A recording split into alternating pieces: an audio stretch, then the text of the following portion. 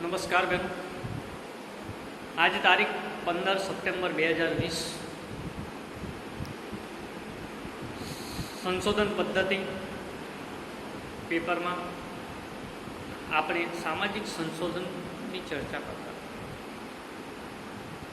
એ જ સંદર્ભમાં આપણે સામાજિક સંશોધનમાં ભાગ 2 એકમ સાથે આજે ફરી ચર્ચા આગળ વધારીશું, જે અંતર્ગત સારા સંશોધન માટેના માપદંડો ક્રાઇટેરિયા ઓફ ગુડ રિસર્ચની ચર્ચા કરવાથી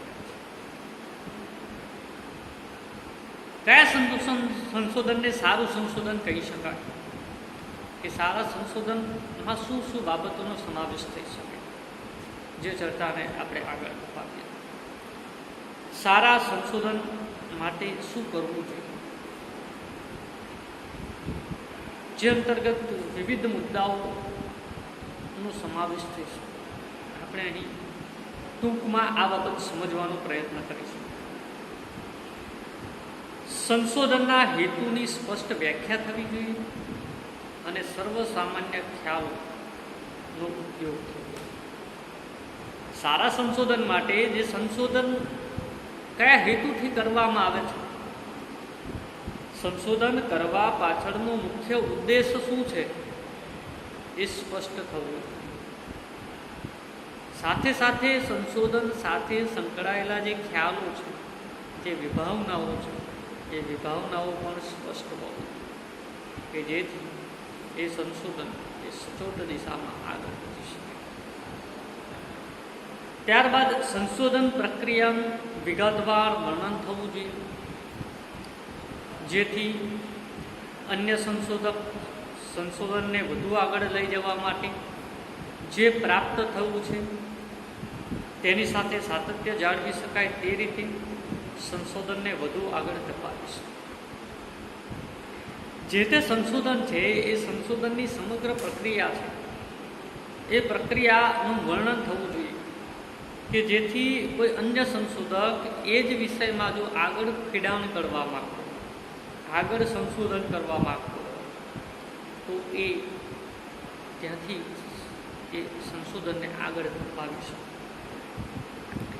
સંશોધન પ્રક્રિયાની ડિઝાઇન સંભાળપૂર્વક આયોજિત થવી જોઈએ, કે જેથી પરિણામો શક્ય હોય તેટલા ઓબ્જેક્ટિવ હોય.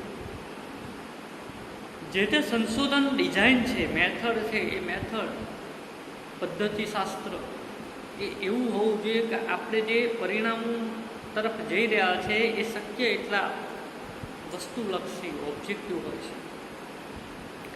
સંશોધક સંપૂર્ણ પ્રમાણિકતાની પ્રક્રિયાની ડિઝાઇનથી રહેલી ખામીઓ દર્શાવવી જોઈએ. તારણો પર તેમની અસરો અંગેના અંદાજો પણ આપવા જોઈએ.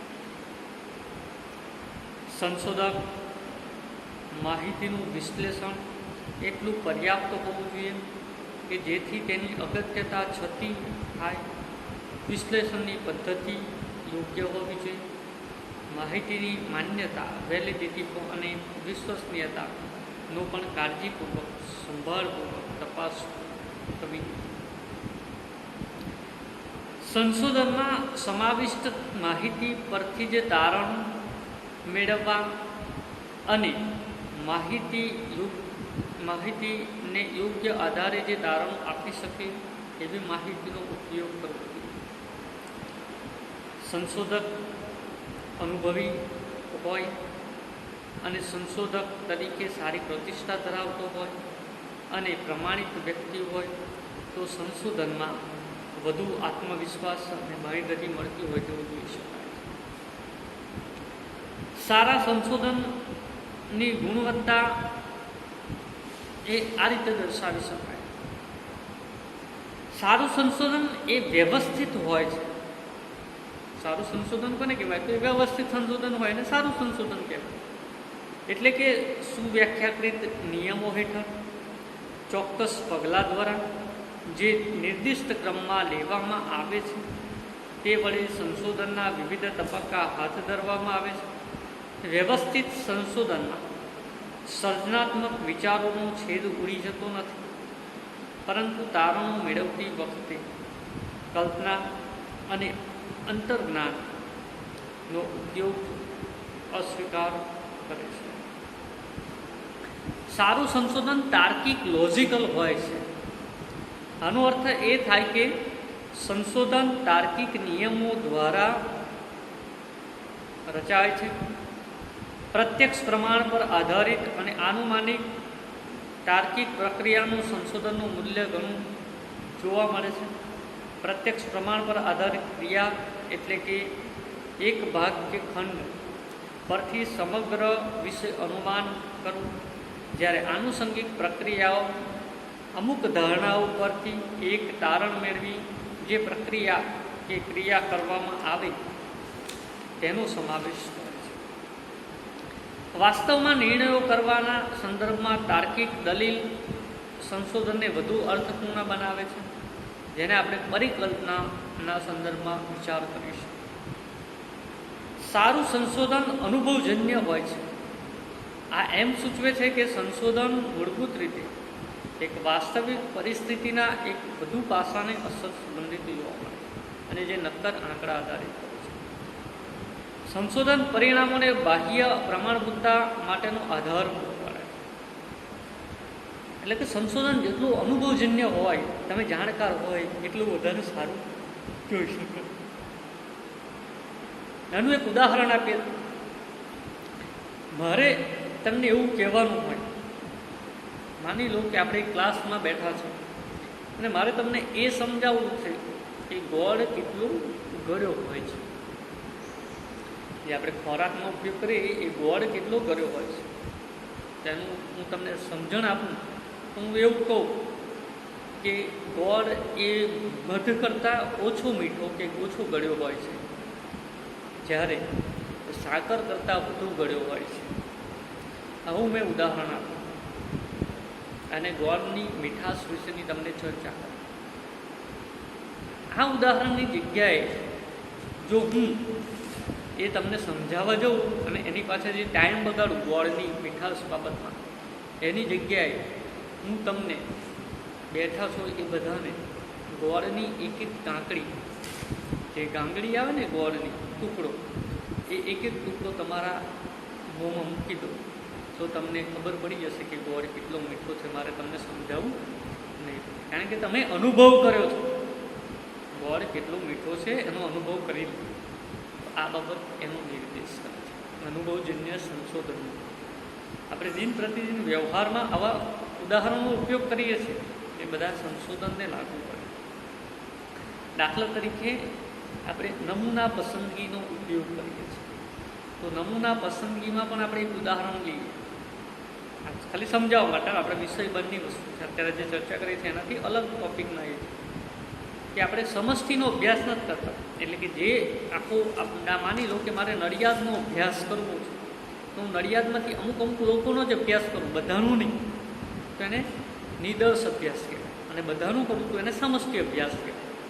તો આપણે સમષ્ટિની જગ્યાએ નિદર્શનો અભ્યાસ કરીએ અને એના તારણો છે એ તારણો પરથી આપણે નડિયાદ અંગેનો અંદાજ મેળવીએ, બરાબર છે? તો એને નિદર્શ અભ્યાસ કહેવાય. આપણે આ જ ઉદાહરણ ઘરે રોજ એપ્લાય કરીએ છીએ. આપણે ખીચડી બનાવવા મૂકી હોય તપેલીમાં, અને તપેલીમાંથી ખીચડી બની ગઈ છે કે નહીં એ ચેક કરવા માટે એમાંથી 1 કે 2 ચોખાના દાણા લઈને આપણે તપાસ કરીશું કે બધા ચોખા ચડી ગયા છે. તો આ નમૂના પસંદ, બરાબર. ઘઉં લેવા જઈએ તો ઘઉંનો નમૂનો લઈએ છીએ ને જોઈએ છે કે આ ઘઉં કેવી જાતના છે, કેટલા પોસાયા છે. આપણે આખી બોરી ઠાલવી નહીં દઈએ. તો આ બધા નમૂના પસંદ. એ જ બાબત અહીંયા પણ એપ્લાય થતી હોય તેવું જોઈ શકાય છે. ત્યારબાદ સારું સંશોધન પ્રકૃતિ સમ હોય છે. સારું સંશોધન પ્રકૃતિ સમ હોય છે. આ સાથે સાથે પ્રતિકૃતિ સમ પણ જોવા મળે છે. આ લક્ષણને કારણે અભ્યાસની પ્રતિકૃતિ દ્વારા સંશોધનના પરિણામોની સત્યતાની ચકાસણી કરી શકાય છે, જેથી નિર્ણયો અંગે એક નજર આધાર મેળવી શકાય છે. ત્યારબાદ નવા આમાં જ આગળ વધતા સિદ્ધાંત અને સંયોજન, થિયરી અને રિસર્ચ શું છે એની ચર્ચા કરીએ. સિદ્ધાંત અને સંયોજન, આ જે સંશોધન છે એ વચ્ચેની કડીનું નિરૂપણ, ચિત્રણ એક સીધું સાદું કાર્ય નથી. તેમાં ઘણા મુદ્દાઓ ઉપસ્થિત થાય છે, પરંતુ તેમાંના 2 મુદ્દા અગત્યના છે. આપણે સિદ્ધાંતના કયા સ્વરૂપની વાત કરી રહ્યા છીએ એ એક પ્રશ્ન છે. અને બીજું, શું માહિતી સિદ્ધાંતના પરીક્ષણ કરવા માટે કે સિદ્ધાંતો બનાવવા માટે એકત્ર કરવામાં આવી છે, આ બીજો પ્રશ્ન છે. સામાજિક સંશોધન માટે સિદ્ધાંત અગત્યનો છે, કારણ કે સંશોધન કરવામાં આવી રહ્યું છે તે માટે તે એક પાર્શ્વભૂમિકા, તર્કાધાર, રેશનલ એક્સપેક્ટેશનના સંદર્ભમાં એક આધાર પૂરો પાડે છે.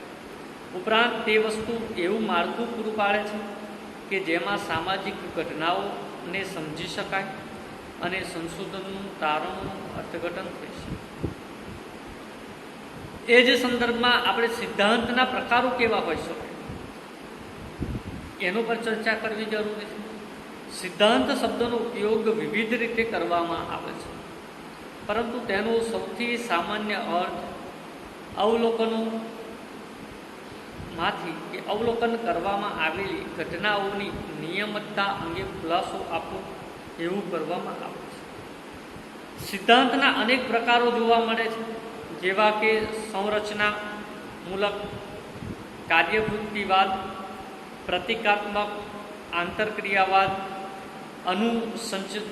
અનુસંરચનાત્મક વગેરે. ઉપરાંત ઘણીવાર અમુક સિદ્ધાંતોને મધ્યમ વિસ્તાર સિદ્ધાંત તરફ ઓળખવામાં આવે છે, જ્યારે અન્ય સિદ્ધાંતો ભવ્ય સિદ્ધાંતો કહેવાય છે કે જે એક વધારે અમૂર્ત અને સર્વસામાન્ય કક્ષાના હોય છે. મેટ્રોનના જણાવ્યા અનુસાર ભવ્ય સિદ્ધાંતો સંશોધકને ઓછા સંકેતો આપે છે કે કંઈક રીતે સિદ્ધાંતો અનુભવજન્ય પુરાવાને એકત્રકરણ માટે માર્ગદર્શન આપી શકે અથવા તો અસર કરી શકે તેવા જોવા મળે છે. આમ સંશોધન હેતુ માટે ભવ્ય સિદ્ધાંતો સામાજિક સંશોધનમાં મર્યાદિત પ્રમાણમાં મદદરૂપ થાય છે. આને બદલે મધ્યમ સ્તરના સિદ્ધાંતો એ સામાજિક વ્યવસ્થાના માધ્યમથી સામાન્ય સિદ્ધાંતો એ વધારે ઉપયોગી જોઈ શકાય છે. સામાજિક વર્તનના સંદર્ભમાં, પરિવર્તનના સંદર્ભમાં, અવલોકનના સંદર્ભમાં જેમનું સામાન્યકરણ કરવામાં આવતું નથી તે બાબતોનો ક્રમવાર વર્ણનોથી ખૂબ દૂર જોવા મળે છે. મહદઅંશે ભવ્ય સિદ્ધાંતો સામાજિક સંશોધન માટે માર્ગદર્શન પૂરું પાડતા નથી અને મધ્યમ સ્તરના સિદ્ધાંતો અનુભવજન્ય અન્વેષણ માટે ખૂબ અગત્યના જણાય છે. ભવ્ય સિદ્ધાંતો અને અનુભવજન્ય નિષ્કર્ષો વચ્ચે વધતી જતી ખાઈને પૂરવા માટે મર્ટને મધ્યમ સ્તરના સિદ્ધાંતોનો વિચાર રજૂ કર્યો છે. આવા મધ્યમ સ્તરના સિદ્ધાંતો ભવ્ય સિદ્ધાંતોથી વિપરીત મર્યાદિત ક્ષેત્રમાં કાર્ય કરે છે અને તે ભવ્ય સિદ્ધાંતો અને અનુભવજન્ય સિદ્ધાંતો વચ્ચે આવેલા હોય છે. સામાજિક જીવનના એક મર્યાદિત પાસાને સમજવાનો અને તેને સ્પષ્ટીકરણ કરવાનો પ્રયત્ન કરે છે. ભવ્ય સિદ્ધાંતો અને મધ્યમ સ્તરના સિદ્ધાંતો વચ્ચેનો તફાવત સિદ્ધાંત શું છે એવા સરળ લાગતા પ્રશ્નના ઉત્તરમાં સંકળાયેલા મુદ્દાઓનું સ્પષ્ટીકરણ કરતા નથી, કારણ કે સામાજિક અન્વેષણમાં એક ક્ષેત્રમાં સિદ્ધાંતને પૂર્વ ભૂમિકાના સાહિત્ય સિવાય વધુ કંઈક આપવામાં આવતું નથી. કંઈક અંશે આ મુદ્દો તથ્યો, હકીકતો શોધવાના સ્વાધ્યાયને લાગુ પડે એમ પણ મને છે. કેટલીક વાર સમાજ વિજ્ઞાનીઓ એવા સંશોધનને વધુ મહત્ત્વ આપતા નથી અથવા તો નકારે છે કે જેની સિદ્ધાંત સાથે દેખીતી રીતે કોઈ કડી નથી. આવા સંશોધનને અનુભવવાદ કહે છે. જ્યારે અનેક અભ્યાસોમાં પ્રકાશનને એક સિદ્ધાંત તરીકે અપનાવવામાં આવે ત્યારે તેમના લેખકોએ સિદ્ધાંતને મહત્ત્વ આપ્યું ન હોવાથી તેમને અનુભવવાદ નામ આપવું એ વધુ પડતું સખત અને કદાચ ભૂલ ભરેલું ગણાશે. આવા સંશોધનો સાહિત્યની સમીક્ષાને સમયે ઉપસ્થિત થતા સંશોધન પ્રશ્નો પર આધારિત હોય છે અને તેની સાથે સંકળાયેલા હોય છે.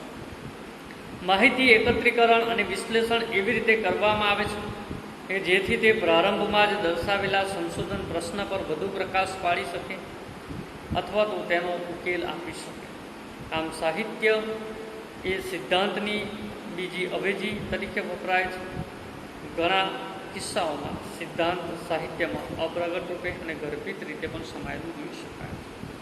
ત્યાર પછી આજ્ઞાત્મક અને નિજ્ઞાત્મક સિદ્ધાંત, ઇન્ડક્ટિવ અને ડેડક્ટિવ સિદ્ધાંતની આપણે ચર્ચા કરવાની છે, જે આપણે નેક્સ્ટ એકમમાં ફરી મળીશું ત્યારે કરીશું.